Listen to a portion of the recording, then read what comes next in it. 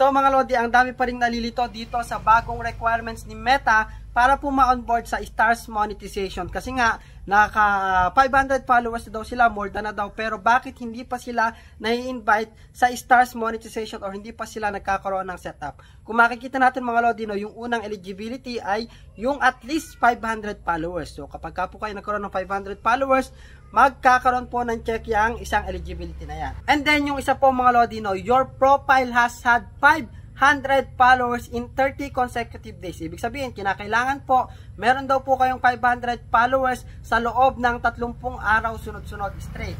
For example, mga Lodi, no, ngayon, January 10. Today pa lamang po kayo nakamit ng 500 followers. Hindi pa po kayo magiging eligible sa Stars dyan kasi hindi nyo pa po na-meet yung isang requirements.